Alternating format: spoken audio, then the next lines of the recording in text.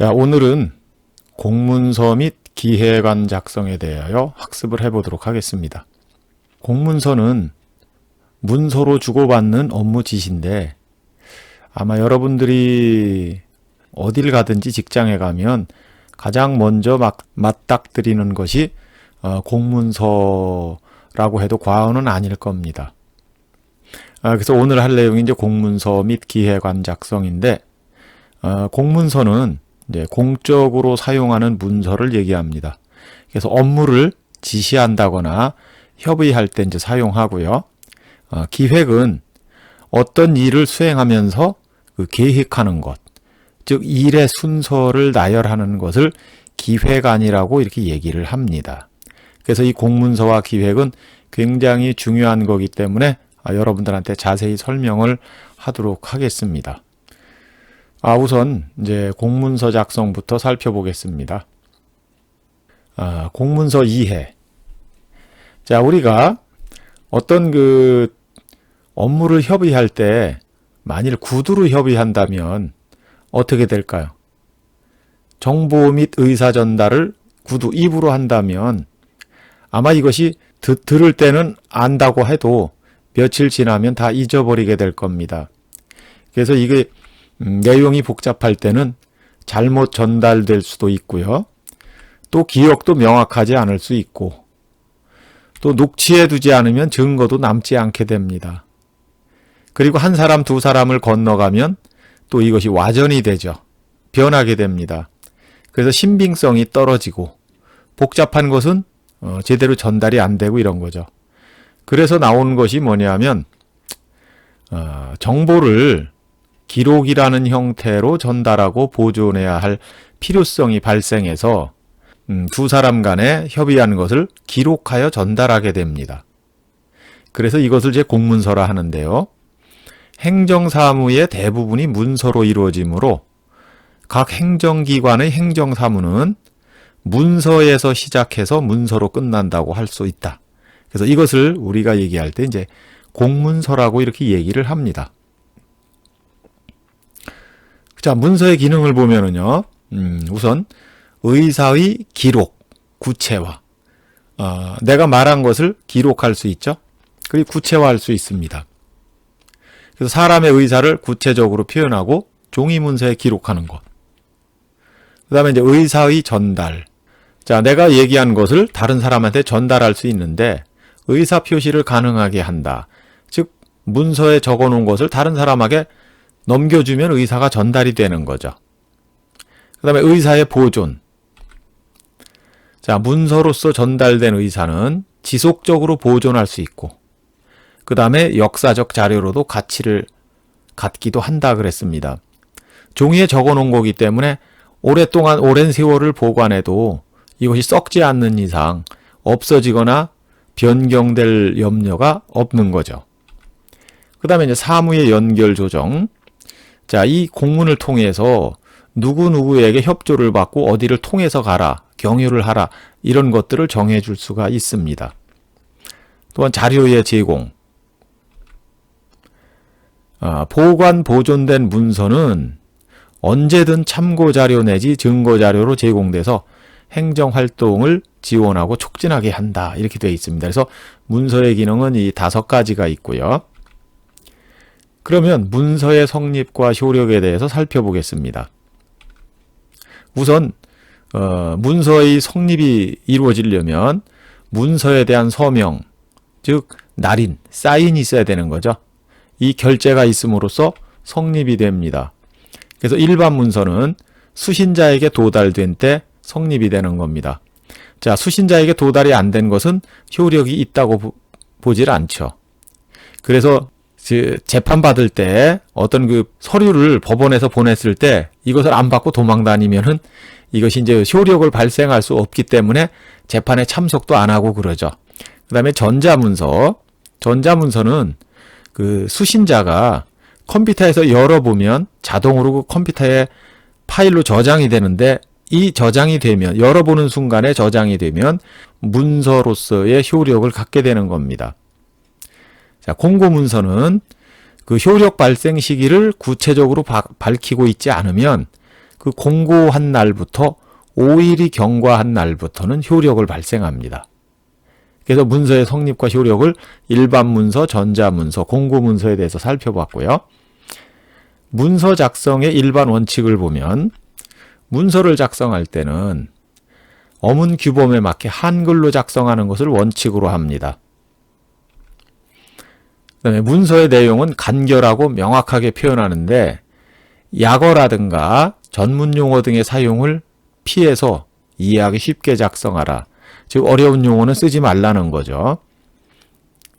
그 다음에 뜻을 정확하게 전달하기 위해서 괄호 안에 한자나 그 밖에 외국어를 넣어 쓸 수 있으며 특별한 사유가 있는 경우를 제외하고는 가로로 씁니다. 그 다음에 이제 가로로 쓰는 것을 원칙으로 한다. 지금은 세로로 쓰지 않습니다. 우리가 어렸을 때만 해도 교과서라든가 신문 이런 것들이 대부분 세로로 쓰여 있었습니다. 성경도 마찬가지고요. 그렇지만 지금은 이제 그 가독성을 높이기 위해서 그 가로 방향으로다가 쓰는 것을 원칙으로 하죠.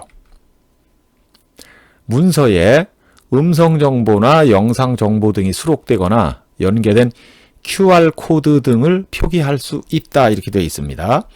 자, 문서에다가 QR코드를 넣었는데 이 QR코드가 바로 이런 거죠.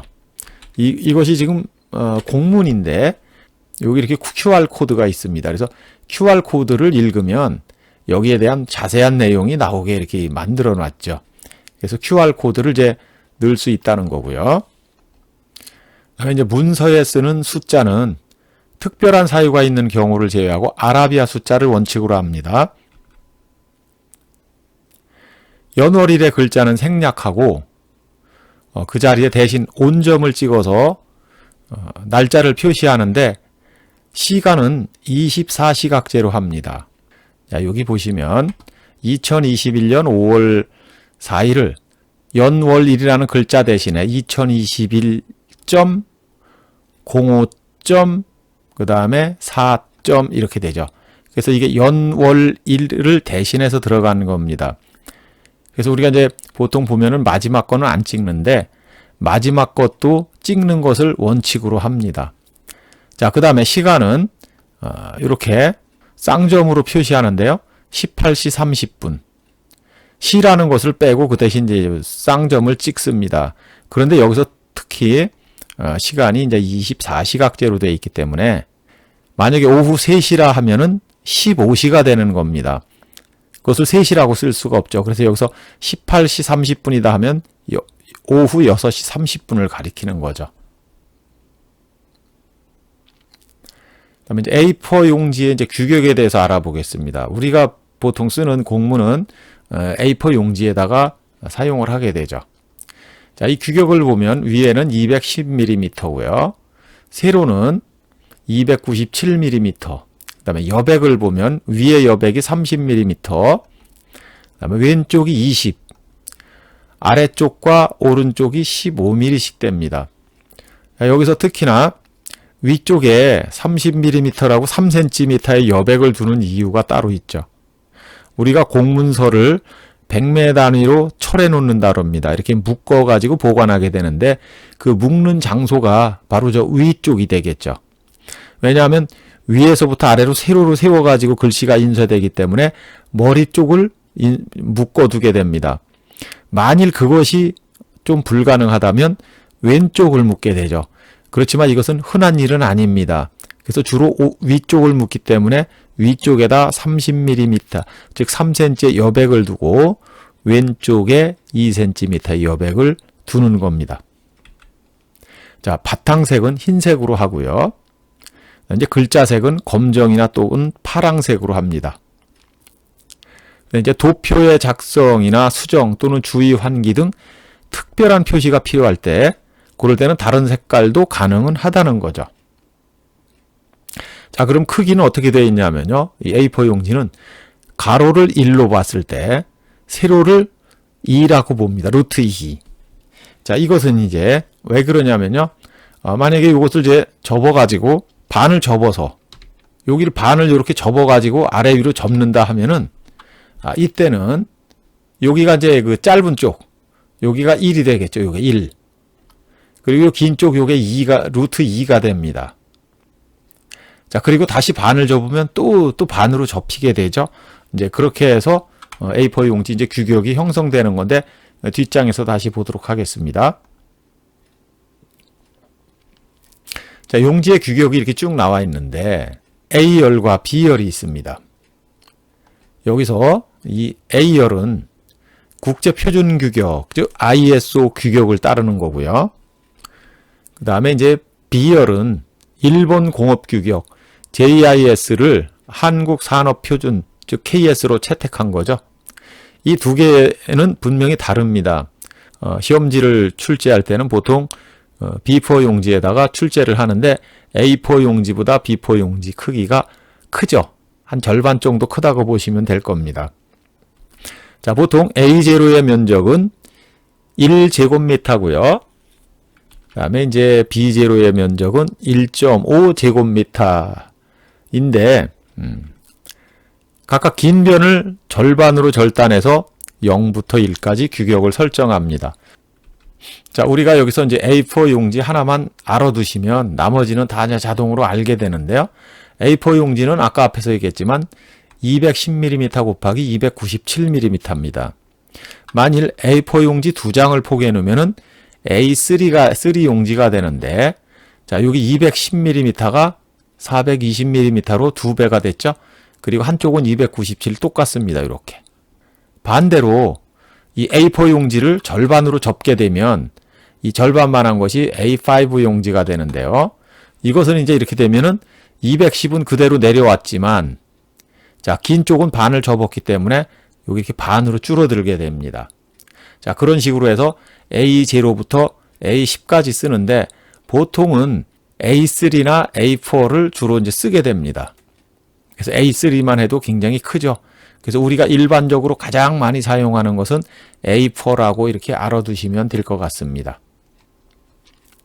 자, 그 다음에 이제 공문서 작성 요령에서 정확성은 육하 원칙에 따라서 정확하게 작성해야 됩니다. 오탈자가 없고 필요한 내용을 빠뜨리지 않게 작성해야 되고요.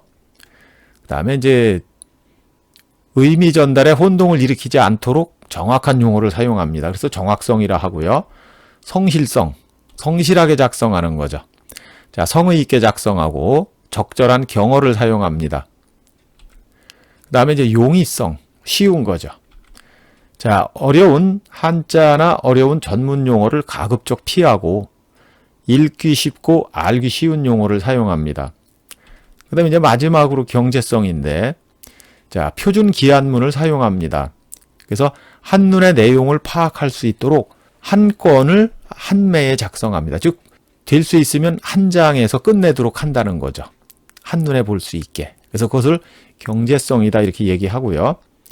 기한문, 시행문의 구성을 보면은요, 세 개로 구분이 됩니다. 우선 행정기관명과 수신자 경유, 그리고 이제 밑에 보면 또 제목, 내용 붙임이 있고요. 그 밑에 보면 발신명의 기한자, 검토자, 협조자 이렇게 해서 쭉 많은 것들이 나옵니다. 자, 이것을 이제 세 덩어리로 나눠 보면요. 행정기관명과 수신자 이것을 두문이라고 그럽니다. 머리 두 자를 써서. 그 다음에 이제 제목, 내용, 붙임까지를 이제 본문이라 하고요. 마지막 것을 결문이라고 이렇게 합니다. 자, 그럼 실제 공문으로 보면은요. 자, 공문이 이렇게 있습니다. 실제 공문이. 여기서부터 제목 위에 경유라는 데까지가 두문이고요. 여기까지가 이제 본문입니다.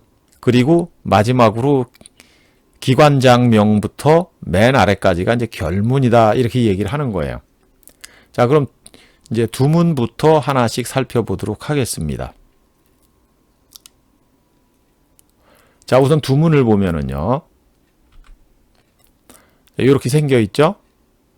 근데 여기서 경기도교육청이라는 게 나옵니다. 그러면 공문에서 가장 머리에 올라가는 것이 뭐냐면 문서를 기한한 부서가 속한 행정기관명입니다. 행정기관명. 자, 아까도 보시면 여기 보면 수원시라고 돼 있죠. 수원시.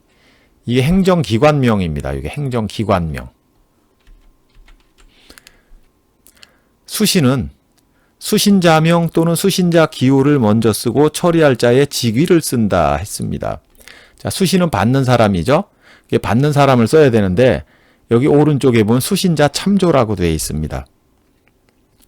자, 수신자가 많아서 본문의 내용이 줄어들어서 본문의 내용을 첫 장에서 파악하기 곤란한 경우, 즉 뭐냐면 경기도 교육청에서 경기도 내에 있는 모든 고등학교에다 공문을 발송한다면 모든 고등학교 이름을 수신자 뒤에다가 쭉 써야겠죠. 그럼 이것이 굉장히 많기 때문에 첫째 면을 다 써도 모자랄 정도로 될 수도 있습니다. 그렇게 되면 우리가 본문의 내용을 한눈에 파악하기가 힘들죠. 본문이 뒷장으로 넘어가기 때문에. 그래서 수신자가 하나나 두 개면은 여기다 써도 되지만 그 이상 복수가 될 때는 수신자 참조 해가지고 뒤로 돌려놓는 겁니다. 그래서 두문의 수신자란에 수신자 참조라고 쓰고 밑에다가 별도로다가 이제 쓰게 됩니다. 근데 이제 경유가 있는데 경유는 어디를 거쳐서 가라는 겁니다. 그래서 이 문서의 경유 기관장은 누구누구이고 최종 수신 기관장은 누구누구입니다. 라고 표시하고 그다음에 이제 경유 기관장은 제목란에 경유 문서의 이송이라고 표시해서 순차적으로 이송해야 된다. 즉 내가 어디 부산을 내려갈 때 어디 경유지를 설정해 놓으면 거기를 거쳐서 가게 되죠. 부산으로 직접 바로 가는 것이 아니라 결제도 마찬가지입니다. 그래서 이 공문이 왔을 때는 경유지를 지정할 수도 있습니다. 자, 그 다음에 이제 본문을 보겠습니다. 본문을 보면 우선 제목이 나오는데 제목은 그 문서의 내용을 한눈에 알아볼 수 있게 간단 명료한 단어로다가 만드는 것이 제목입니다. 그 다음에 이제 부침이 있는데 전자문서인 경우는 제목 및 내용으로만 구성이 가능합니다. 이 부침에 대해서는 이제 다시 한번 설명을 드릴 거고요. 자, 여기 이제 2번이 나와 있으면 그 아래 서브 메뉴로 가나다가 나와 있죠. 그럼 여기서 이제 2번보다 스페이스바 2번을 눌러서 이제 이렇게 들여쓰기를 하고요. 그 가나다 밑에 다시 괄호, 오른쪽 괄호 1, 2, 3번이 나오죠. 이것은 또 여기서 또 역시 스페이스바를 2번 눌러서 안쪽으로 밀어넣고 써야 됩니다. 자, 공문으로 한번 보여드리면요. 자, 여기 1번, 2번, 3번은 같은 데서 출발했죠. 그런데 여기서 이제 가가 나오는데 가와 나는 같은 데서 출발하지만 이 1, 2, 3에 비해 가지고는요. 1, 2, 3에 비해서는 스페이스바를 2번 눌러서 안쪽으로다가 밀어줍니다. 그거와 마찬가지로 다시 가 밑에 있는 서브 메뉴인 1, 2, 3은 역시 여기서부터 이것을 스페이스바를 2번 눌러가지고 안쪽으로 밀어주는 걸 이렇게 원칙으로 합니다.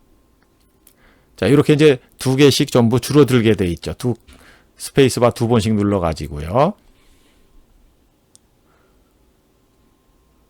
자, 그 다음에 이제 지금 설명드린 거 항목의 구분에 대해서 먼저 말씀을 드리고 하겠습니다. 수신자 누구누구 경유해서 여기 제목까지 돼 있죠. 그 다음에 첫째 항목 뭐뭐, 그 다음에 둘째 항목 뭐뭐 하는데 여기서 빨간 X를 잘 보시면요. 이거는 뭐냐면 빨간 X는 한글 한자, 즉 2바이트라고 그러죠. 즉 스페이스바를 2번 누르는 겁니다. 그 다음에 에스터리스크, 파란 별표 표시는 영문 한자, 즉 한타입니다. 스페이스바 한 번 누르고요. 빨간 X는 스페이스바를 2번 누르는 겁니다. 여기에서 이제 보시면 공문서의 내용을 2 이상의 항목으로 구분할 필요가 있으면 그 항목을 순서대로 표시하는데 상위 항목부터 하위 항목까지 1가 이렇게 됩니다. 근데 여기서 특히 여러분들이 잘 눈여겨봐 두셔야 될 것이 요 순서입니다. 요거. 자, 아까 공문에도 나와 있었죠. 1, 2, 3, 4 해놓고 그 다음에 가나다라. 오른쪽 괄호 1, 2, 3, 4 해놓고 가나다라. 자, 다시 그 공문을 한번 보여드리면요. 1, 2, 3, 4 여기 1, 2, 3, 4 쭉 나가죠. 이렇게 1, 2, 3 이렇게 나가고요. 거기 이제 밑에 서브 메뉴로다가 가나다라가 나옵니다. 이렇게 가나다라. 그리고 그 가 밑에 서브 메뉴는 다시 오른쪽 괄호 1번, 2번 이런 식으로다가 이제 나가는데 요게 규정되어 있는 거기 때문에 요거는 꼭 알아두시는 게 좋습니다. 자, 그래서 여기 이제 지금 표시가 바로 이제 그 표시입니다. 1가 여기 이렇게 나가는 건데 이것이 바로 여기 있죠. 1, 2, 3, 4. 그 다음에 이제 밑에서 스페이스바 두 번 누르고 가나다라. 그 밑에 거는 오른쪽 괄호에 1, 2, 3, 4. 다시 또 오른쪽 괄호에 가나다라. 다시 또 양쪽 괄호에 1, 2, 3, 4. 양쪽 괄호에 가나다라. 그 밑에 또 만약에 뭐가 나온다면 뭐 원문자 1, 2, 3, 4. 뭐 이런 식으로다가 계속해서 내려가는 겁니다. 그런데 이렇게까지 안 내려가고 보통 한 3번이나 4번 정도 내려가면 대부분 끝나게 됩니다. 자, 다만 필요한 경우에는 일가 대신에 이런 특수 문자들을 쓸 수도 있습니다. 자, 기한문을 작성할 때 항목의 표시 위치 및 띄우기는 요거 다음과 같이 작성하는데 첫째 항목 부호는 왼쪽 처음부터 띄어쓰기 없이 바로 시작합니다. 첫째 항목 부호 요거 띄어쓰기 없이 스페이스바 누르지 않고 처음부터 쓰면 됩니다. 그 다음에 첫째 항목 다음부터는 스페이스바를 2번 누르고 쓰면 되고요. 그 다음에 글씨 쓰는 거는 스페이스바 1번 누르면 됩니다.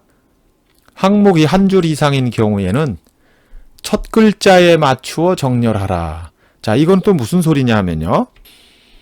2번 했으면 요게 한 줄로 맞춰져 있죠. 요렇게 한 줄로 맞춰져 있는데 여기 앞에다 맞추질 않고요. 줄바꿈 표시하면은 그쪽 첫 번째 글씨 써진 데 그렇게 밑으로다가 쭉 일직선상에 이제 맞추면 되는 겁니다. 그 다음에 항목 부호와 그 항목 내용 사이에는 한타를 띄운다. 즉 뭐냐면은 여기서 한타를 띄우는 거는 바로 요 표시죠. 요거. 요런 것들 에스터리스크, 별표. 자, 하나의 항목만 있을 경우는 항목 구분을 생략한다. 즉 항목이 한 개만 있을 때는 일이나 가 이런 거 안 붙이고 그냥 써도 된다는 얘기죠. 자, 이제 본문을 보겠습니다. 자, 끝 표시.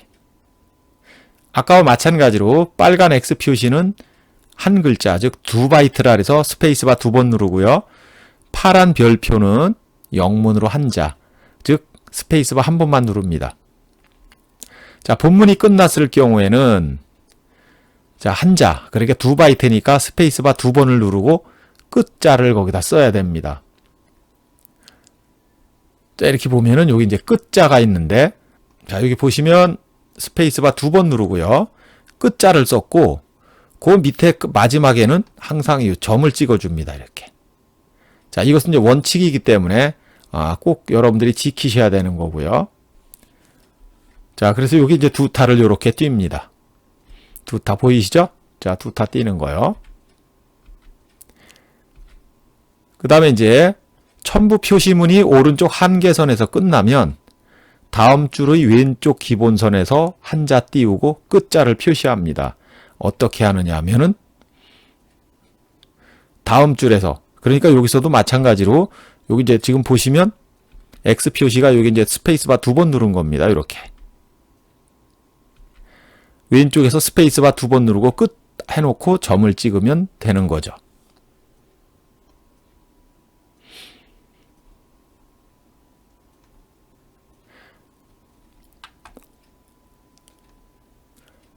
자, 첨부물이 있는 경우에는 붙임의 표시를 한 다음에 스페이스바를 2번 누르고 끝자를 씁니다. 즉 앞에서도 나왔지만 첨부물이 있을 경우 여기 이제 붙임이라고 이렇게 되어 있는데 붙임. 자, 붙임 2개가 있습니다. 2개가 있으면 요 마지막에 여기 끝에를 여기 스페이스바 2번 누르고 나서 끝이라고 쓰는 겁니다. 자, 그래서 이제 붙임 다음에 스페이스바 2번 누르고요.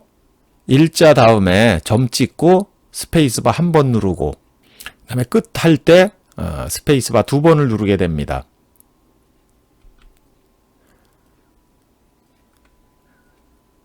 자, 연명부 등에서 이제 끝 표시를 어떻게 하는지 한번 살펴보겠습니다. 그 연명부라는 것은 일종의 표를 얘기하는 건데요. 기재사항이 서식 중간에서 끝나는 경우는 마지막 다음 줄에 이하 빈칸이라고 표시합니다.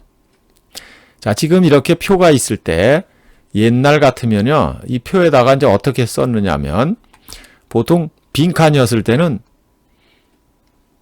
이렇게 해놨었죠.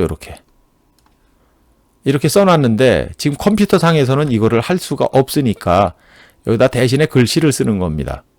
근데 글씨를 쓰는데 글씨 쓰는 위치는 어디든지 상관없지만 보편적으로 보면 가운데쯤에다가 쓰게 됩니다. 그래서 가운데쯤에다가 이제 뭐라고 쓰느냐면 이하 빈칸 이렇게 씁니다. 자, 이하는 한자고요. 빈칸은 한글입니다. 그래서 지금도 교단에서 고경력자들 중에는 지금도 이하 여백이라고 쓰는 사람들이 많이 있습니다. 이게 이하 빈칸이니까 이 단어도 꼭 알아두십시오. 이하 빈칸. 자, 그러면 이제 칸이 꽉 찼을 때는 어떻게 하는지 알아보겠습니다. 자, 칸이 꽉 차면 이하 빈칸이 아니죠. 칸이 다 찼기 때문에 이럴 때는 바로 끝 하면 되는 겁니다. 이렇게 끝. 그래서 이 끝을 이 뒤에다가 하나 써주면 됩니다.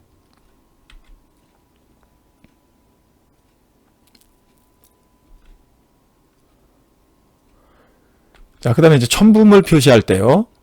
본문의 내용이 끝난 줄 다음에 이제 붙임 표시를 합니다.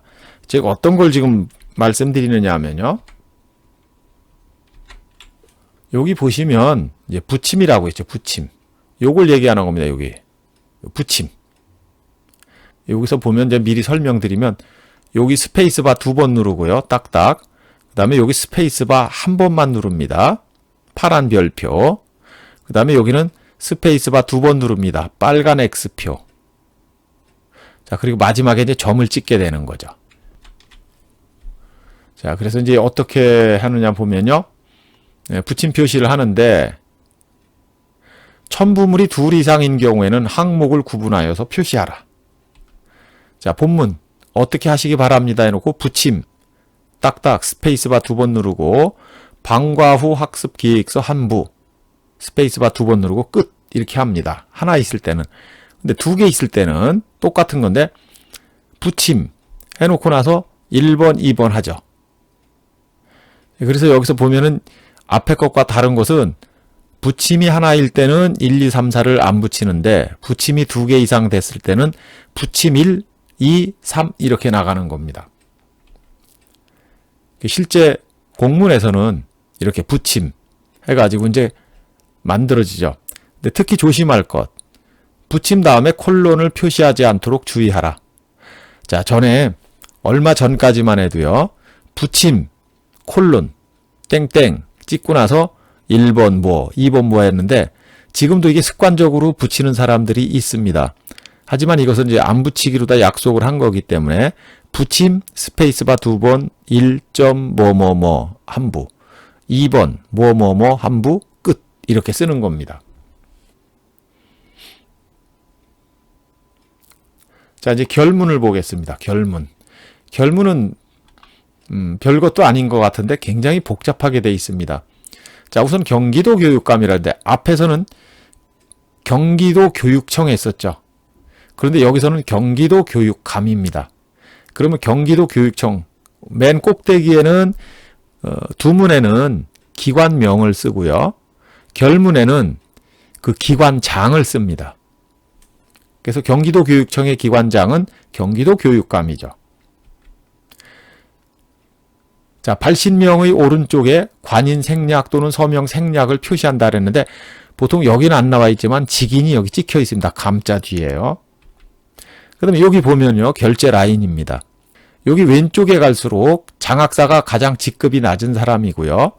오른쪽으로 가면 교육과정, 정책과장이 나오는데 이쪽으로 가면 직급이 높아지는 겁니다. 그래서 여기 기한자가 장학사고요. 검토자가 중간에 있는 사람이고 최종 결제자는 오른쪽에 씁니다. 밑에 보면은요, 시행, 교육과정정책과 9448, 2018년 5월 11일, 접수, 한국고등학교 7106. 자, 이것도 굉장히 중요한 건데요. 요거는 나중에 몇 번 다시 이제 말씀을 드려야 됩니다. 그래서 요거 이제 넘어가고요. 그 다음에 전화번호와 이제 팩스 번호를 전부 쓰죠. 그래서 괄호 안에는 지역 번호까지 다 기재를 하라. 그 다음에 이제 이메일 주소.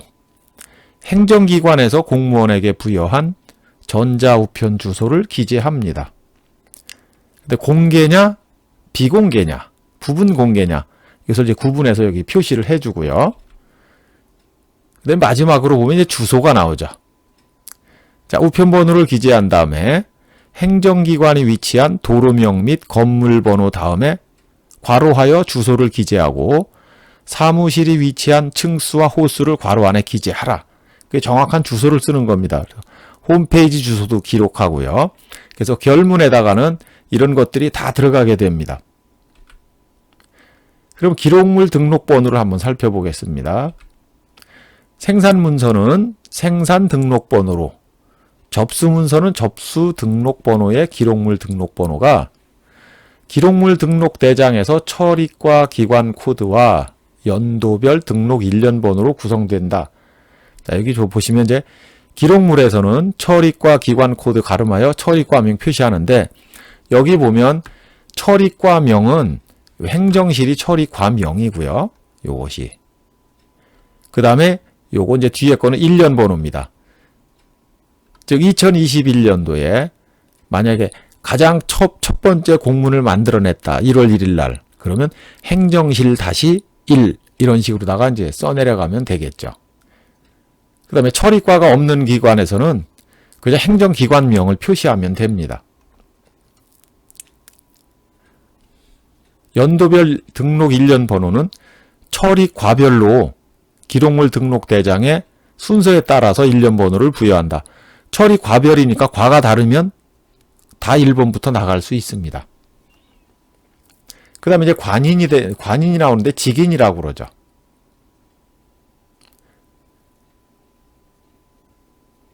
자, 여기 이제 공문이 있는데 보통 보면은 이제 우리가 아까도 얘기했지만 여기가 바로 뭐냐면 기관명입니다. 기관명. 자, 기관명이고요. 여기가 바로 뭐냐면 이제 기관장이 되는 겁니다. 그래서 아까 여기가 위쪽이 만약에 경기도교육청이라고 하면은 경기도교육감이 됐고요. 한국고등학교다 그러면 한국고등학교장이 되는 겁니다. 자, 직위는 이렇게 찍는데요.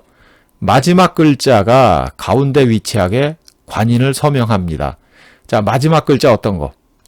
한국고등학교장에 요 장자가 이 직인, 여기 찍히는 이 직인의 한 가운데 와 있어야 됩니다. 한 가운데.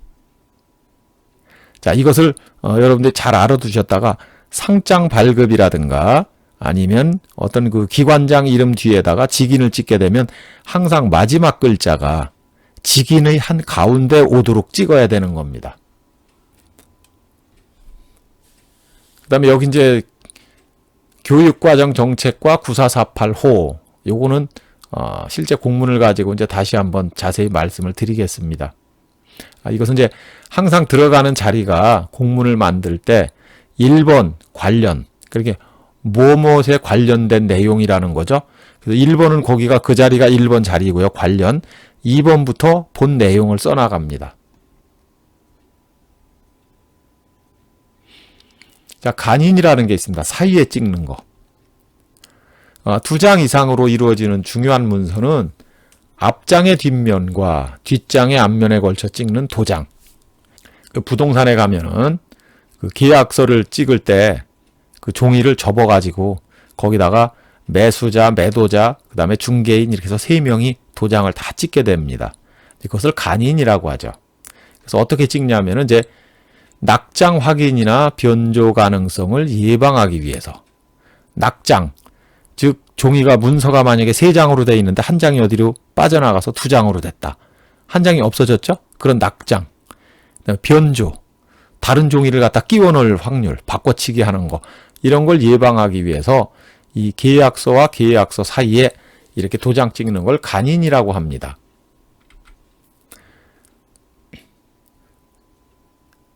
결제권자는 다음에 해당하는 문서에 간인용 결제인으로 기한문에 간인해야 된다 그랬죠. 전후관계를 명백히 할 필요가 있는 문서, 사상이나 법률관계의 증명에 관계되는 문서, 인허가나 등록에 관계되는 문서, 자, 이런 거고요. 민원 서류를 발송하는 경우에는 간인에 가름하여 천공 방식으로도 가능하다. 자, 간인에 가름해서 천공 방식인데 이 천공이라는 거는 구멍 뚫는 것을 천공이라고 합니다. 자, 토목 같은 데서 천공 작업이다 하면은요, 큰 바위를 발파시키기 위해서 바위에다 구멍을 뚫습니다. 기계로. 그래서 거기다 다이너마이트를 집어넣죠. 그래서 그 구멍 뚫는 작업을 천공 방식이라고 하는데, 우리가 동사무소에서 가족관계증명서라든가 이런 것들, 즉 2장 이상 되는 증명서를 뗐을 때는 그것을 위변조하는 것을 방지하기 위해서 천공 작업을 하는데, 여기다가 간인을 만약에 도장으로 한다면 종이를 접어가지고 일일이 찍어야 되지만, 천공 방식은 프린터기 비슷한데 그 밑에다가 이렇게 놓으면 철컹하면서 바늘로다 이렇게 구멍을 뚫어 놓은 것처럼 글씨들이 새겨 나오죠. 그것을 천공 방식이라고 이렇게 얘기를 합니다. 그래서 전자문서의 간인은 왼쪽 기본선 아래에서 시작해서 발급번호를 기재하라 그래서. 전자문서에서는 천공을 할 수가 없죠. 그러니까 왼쪽 아래 좌측에서부터 단말번호, 출력 연월일, 시분초, 발급 일련 번호, 쪽번호 이런 것을 쭉 번호로 다 써가지고 숫자로 써가지고서는 간인을 대신하는 겁니다. 그 다음에 이제 문서 결제를 한번 보겠습니다. 당해 문서에 대하여 기관의 의사를 결정할 권한이 있는 자가 그 의사를 결정하는 행위를 결제라고 하죠. 그래서 당해 행정기관의 장의 결제를 받아야 하고요. 보조기관은 이제 보좌기관의 결제를 또 받아야 됩니다.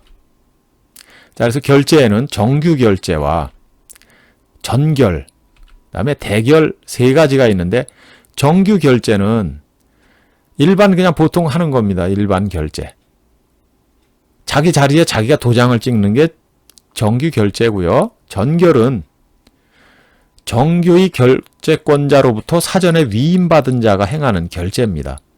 즉 어떨 때 전결을 쓰느냐 하면은 만일에 모든 결제를 교장 선생님이 한다고 생각을 해보시면요. 선생님들이 아침에 출근해서 은행 다녀오겠습니다. 어디 출장 갑니다.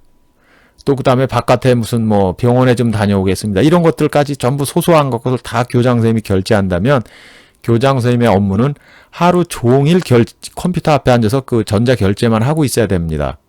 근데 그렇게 되면 너무 힘드니까 내부 규정을 만드는 거죠.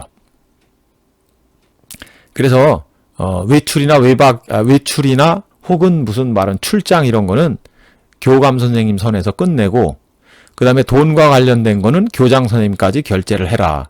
그러면 교장 선생님이 결제 안 하고 교장 선생님까지만 가서 끝나는 것을 전결이라고 이렇게 얘기를 합니다. 그래서 위임 전결 규정, 그 당의 기관장의 장이 훈령으로 이제 정하는 건데요. 전결하는 경우에는 행정기관의 장의 결제란을 설치하지 아니하고 전결하는 자의 서명란에 전결 표시를 한 후 서명하여야 됩니다.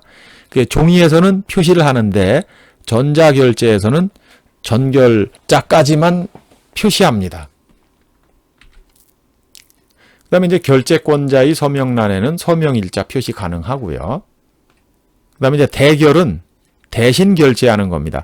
전결과 마찬가지인데 다만 글자만 대결로 하는 겁니다. 자, 종이문서에서 결제란이 설치된 경우의 결제 방법.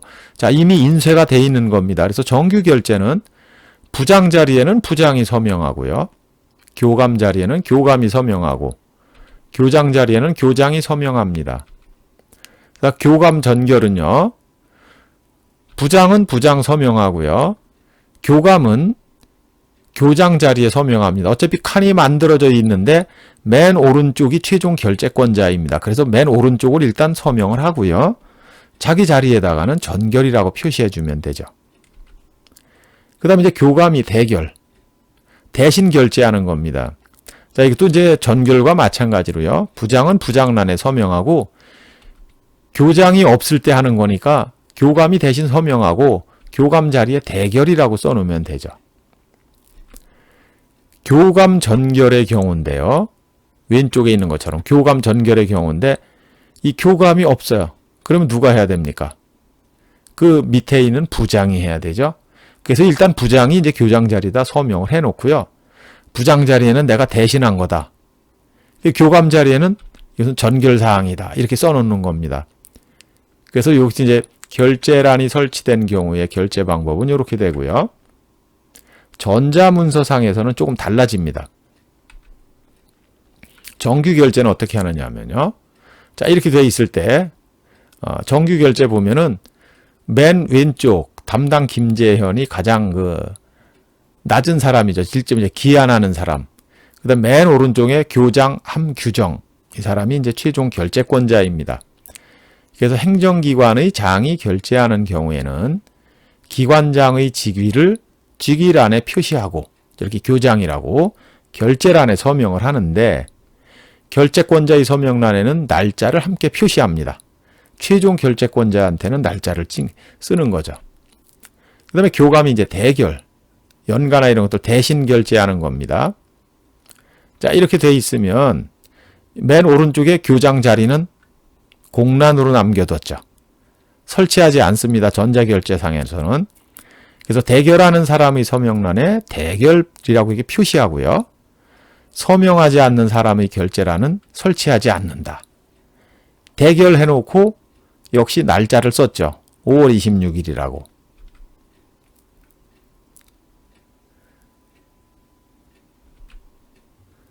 자, 교감 전결, 조퇴나 외출 등인데 전결 시에. 자, 이렇게 해서 이제 전결을 합니다. 네, 전결하는 사람의 서명란에 전결 표시를 한 후 서명을 하고 이제 날짜를 쓰죠. 아까와 마찬가지로 서명하지 않는 사람, 즉 교장 칸은 그냥 비워둡니다. 교장 전결의 경우 교감이 부재 중이면 자, 이것도 마찬가지로 교감 전결이라고 쓰고요. 그 다음에 이제 대결 표시를 해놓고 나서 그 다음에 이제 대결의 날짜를 써놓죠. 그래서 부장이 대신 이거를 한 겁니다. 부장이 이제 대결 5월 26일 날 해놓고 자기 이름 쓰고요. 그 다음에 이제 교감 전결 이렇게 해놓고서 이제 끝내는 겁니다. 그리고 여기도 역시 교장의 결재란은 설치하지 않았습니다.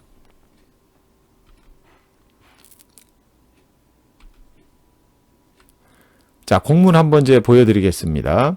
코로나19 관련 예방을 위한 교원 협조 요청사항인데 왼쪽에 있는 공문은 교육부로부터 공문을 내려받아가지고 경기도 교육청에서 지역교육청으로다가 공문을 내려보내는 겁니다. 오른쪽 공문은 경기도 교육청으로부터 공문을 받아서 일선 학교로 내려보낸 거죠. 자, 여기서 이 공문을 한번 설명해 볼게요. 여기 이제 아까 얘기했던 교원정책과 7625번. 자, 이게 저기 써 있는데요.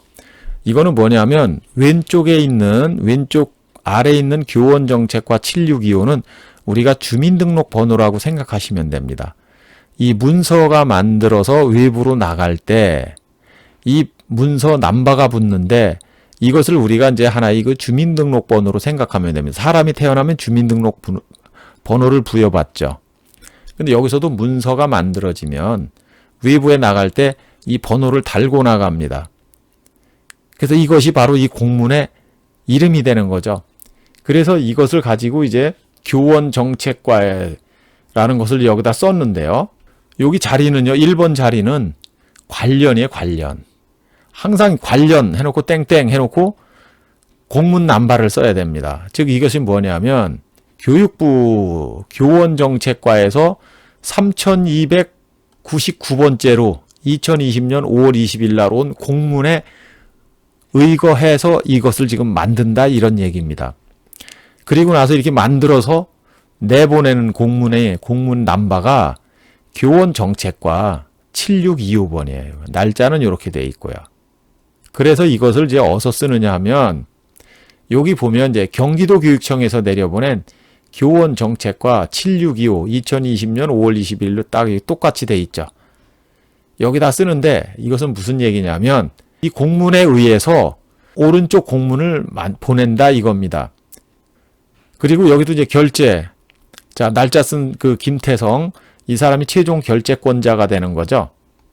그리고 오른쪽은 전결사항입니다. 그래서 왼쪽에 있는 공문은 정상적으로도 결제가 이루어진 거고요. 오른쪽에 있는 건 전결사항이죠. 전결. 자, 똑같은 장학사지만 오른쪽이 더 선임 장학사입니다. 윤명숙이. 그래서 이 사람의 전결사항이기 때문에 그 위로 과장한테 가지 않고요. 이 사람에서 이제 결제가 이제 끝나는 거죠. 자, 여기 이제 수원시에서 취업박람회를 개최한다고 일선 학교에다가 내려보냈습니다. 자, 우리가 취업박람회 개최하니까 학생들 데리고 참가해달라.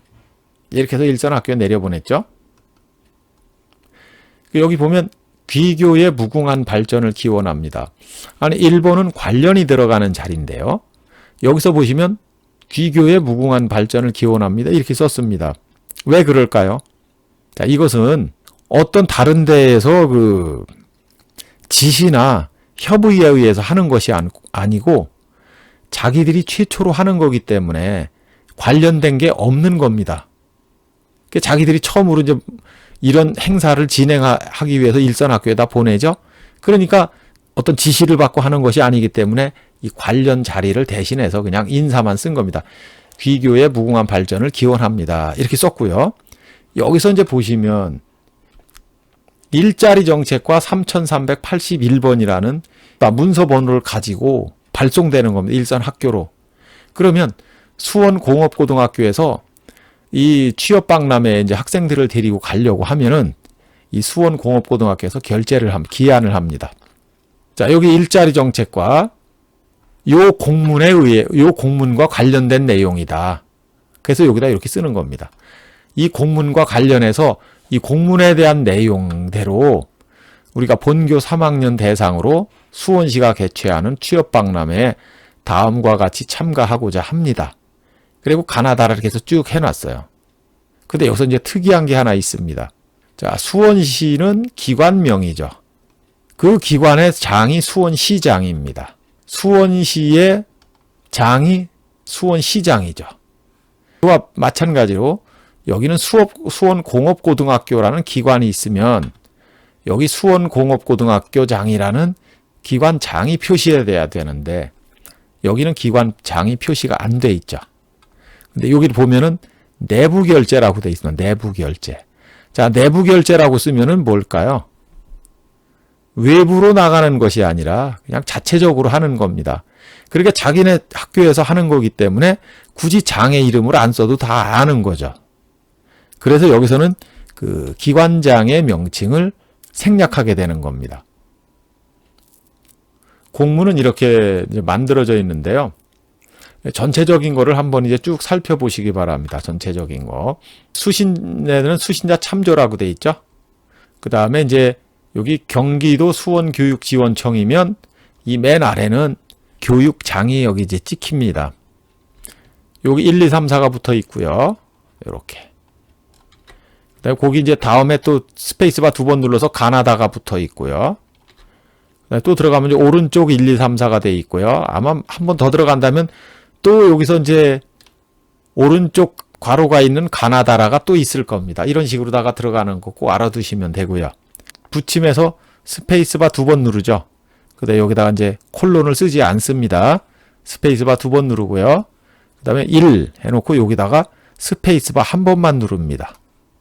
그다음에 이제 뒤에 가면은 몇 부라는 것이 있고요. 마지막에 여기다 이제 스페이스바를 2번 누르고요. 이제 끝자를 쓰면 되는 겁니다. 공문의 형태는 전체적으로 이렇게 되어 있고요. 이 자리에는 QR코드가 들어갈 수도 있습니다. 자, 그래서 이제 공문에 대해서 한번 살펴봤고요. 그럼 문서의 시행을 어떻게 하는지 보겠습니다. 자, 문서가 만들어지면 생산 등록하고요. 시행문을 발송합니다. 외부로 이제 보내는 거죠. 그 다음에 이제 문서를 처리하게 되는데, 생산 등록에 보면은 이제 문서는 생산한 즉시 기록물 등록대장에다 등록하고 생산 등록번호를 부여합니다. 처리과명 밑에다가 일련 번호를 붙이는 거죠. 내부 결제인 문서인 경우에는 아까처럼 수신자 란에 그냥 내부 결제라고 쓰면 됩니다. 그 다음에 이제 문서 번호의 구성 요소 및 명칭. 여기 보면은 이제 그 규정대로 기록물 등록번호로 하면 되고요. 이렇게 생산 등록번호는 문서 생산과 플러스 1년 번호. 접수 등록번호는 문서 접수과 플러스 1년 번호. 이런 식으로 씁니다. 그 다음에 시행문을 발송한다는 거는요. 처리과에서 발송하는데 만약에 종이 문서라면은 이것을 복사해가지고 거기다가 직인을 찍어서 보내면 시행문이 되는 겁니다. 그래서 결제난 것은 기한문이고요. 이를 복사한 다음에 직인을 찍은 것은 시행문이 되는 겁니다.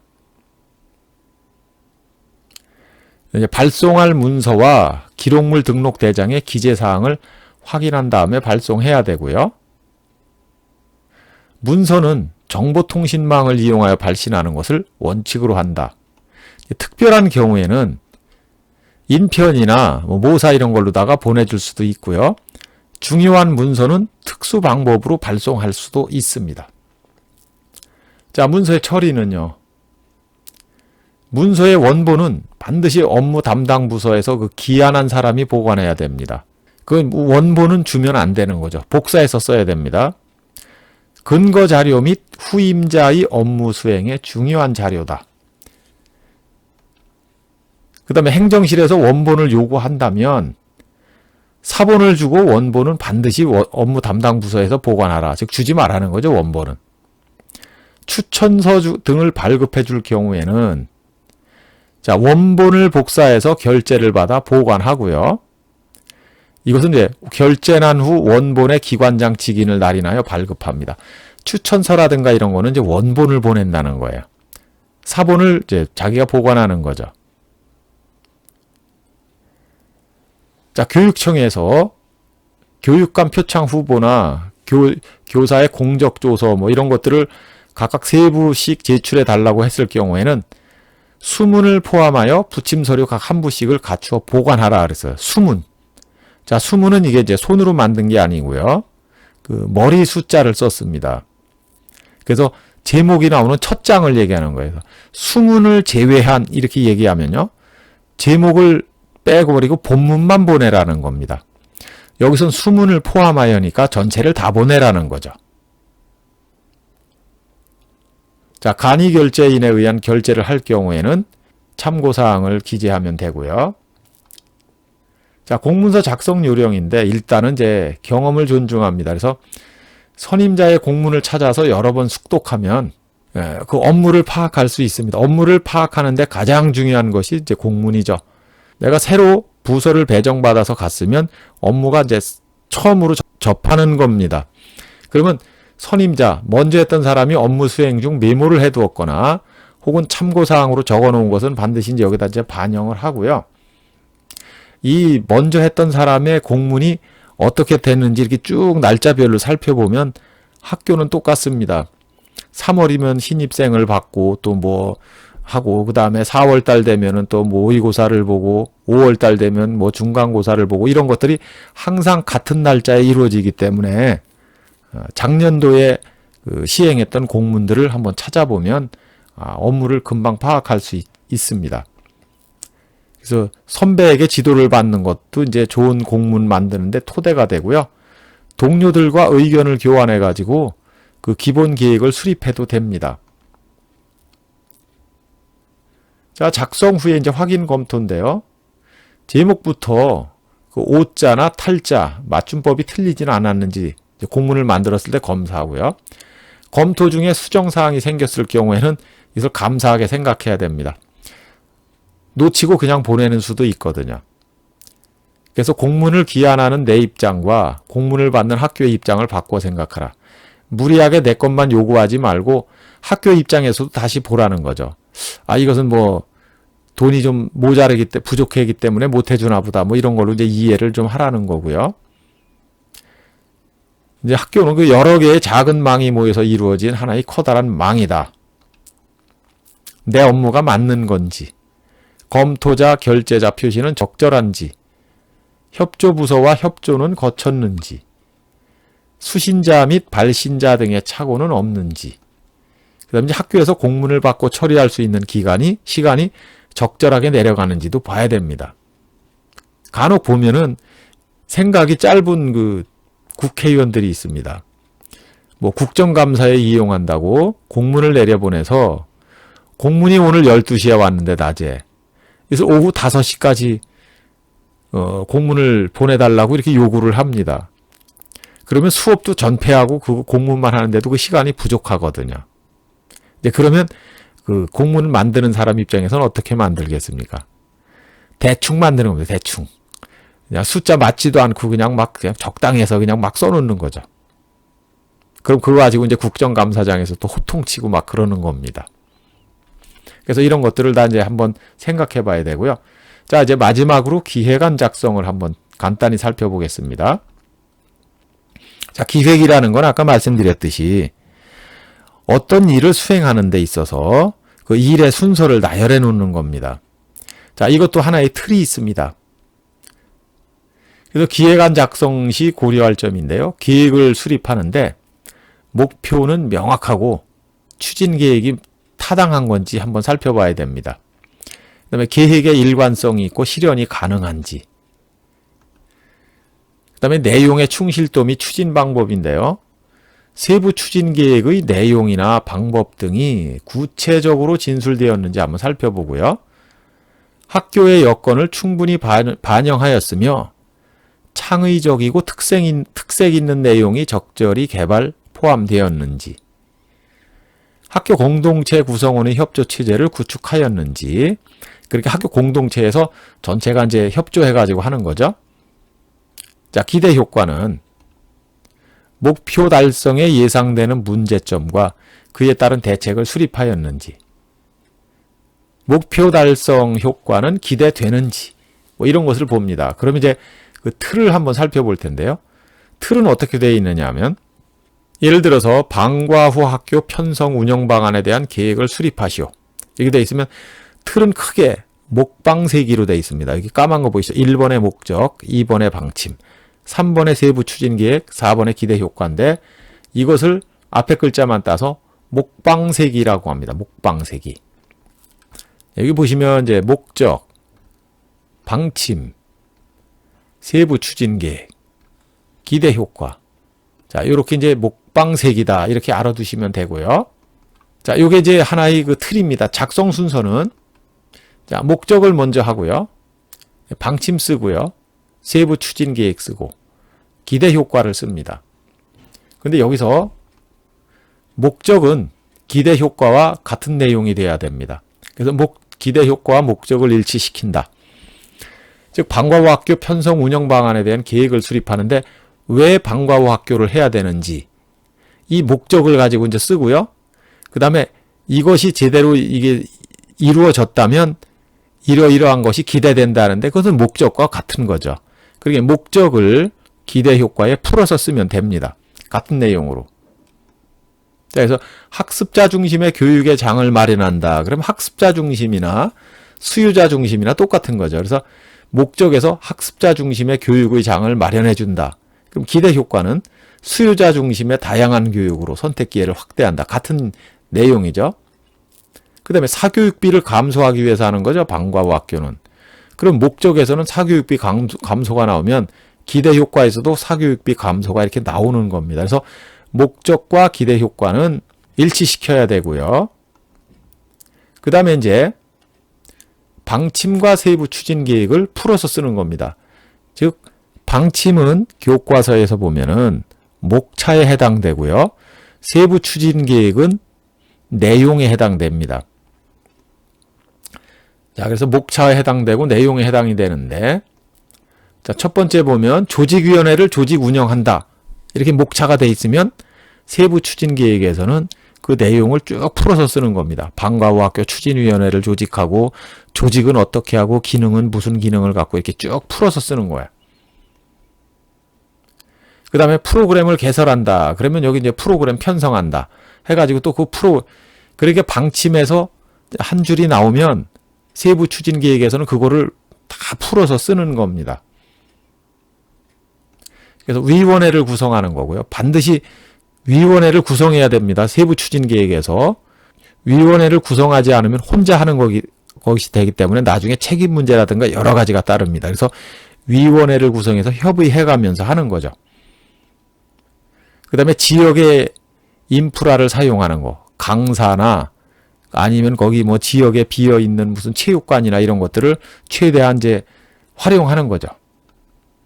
근데 물적 인프라 사용, 수련관 같은 걸 사용할 수 있고요.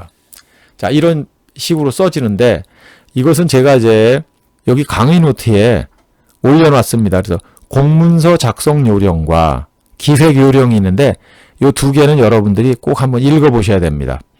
지금 제가 설명한 것만 가지고도 부족하기 때문에 제가 같이 올려드린 자료 중에서 공문서 작성 요령, 기획 요령 함께 꼭 읽어보시기 바랍니다. 자, 그래서 이제 기획안 작성 시 고려할 점 마지막으로 보는 건데요. 문제의 의도를 먼저 파악하라. 기획안을 만들 때 이것을 내가 왜 만드는 건지 우선 이제 문제를 파악하고요. 초등학생도 이해할 수 있는 쉬운 문장으로 써라. 작성 순서는 목방색인데요. 자, 거기다 이제 문제점도 쓰면 더 좋고요. 세부 내용에서 방침, 목적의 순서로 거꾸로 접근하는 방법도 있습니다. 여기서 이제 버텀업 방식이라고 그러는데요. 컴퓨터 한 사람들은 많이 쓸 겁니다. 탑다운 방식, 버텀업 방식. 자, 버텀업 방식은 아래에서 위로 올라가는 거죠. 결국 설명해 보자면 이런 겁니다. 내가 책을 한 권 다 읽고 문단 나누기를 하죠. 그러니까 세부 사항에서 쭉 세부 사항을 써놓습니다. 예를 들어서 수학여행을 간다면 뭐 아침에 몇 시까지 운동장에 모이고 그 다음에 이제 뭐 몇 시에 어느 경찰서에 요청해서 호위를 해달라 그러죠. 그 고속도로 입구까지 뭐 이제 그걸 요청하고 그 다음에 쭉 내려가다가 대전까지 내려가서 휴게소에서 밥을 먹고 뭐 이런 식으로 쭉 써나가는 거예요. 그리고 나서 문단 나누기. 각 문단별로 다 이렇게 나눠가지고 거기다 제목을 다루면 그 제목이 바로 뭐냐면 방침이 되는 겁니다. 방침. 그래서 거꾸로 하는 거죠. 아까 탑다운은 목차를 먼저 써놓고 나서 내용을 만드는 건데 여기서 바텀업 방식은 내용을 먼저 써놓고 목차를 쓰는 거예요. 그래서 어떤 걸로 해도 상관은 없다는 겁니다. 자, 세부 내용은 이제 방침을 풀어서 쓰는 거 말씀드렸고요. 기대 효과는 목적과 일치시키는 것도 말씀드렸습니다. 자, 추진 방법은 나 홀로 하는 것이 아니라 학교, 지역사회, 학부모의 도움을 받을 수 있도록 구성하라. 특히 위원회를 구성합니다. 위원회. 아까 나왔던 지역 인프라를 사용하고 그다음에 물적 인프라를 사용합니다. 자, 나열할 때는 중요한 것부터 쓰고요. 일정은 날짜까지 자세하게 쓰면 좋습니다. 자, 여기까지 해서 이제 기획안까지 살펴봤습니다. 여기서 마치도록 하겠습니다. 자, 수고하셨습니다.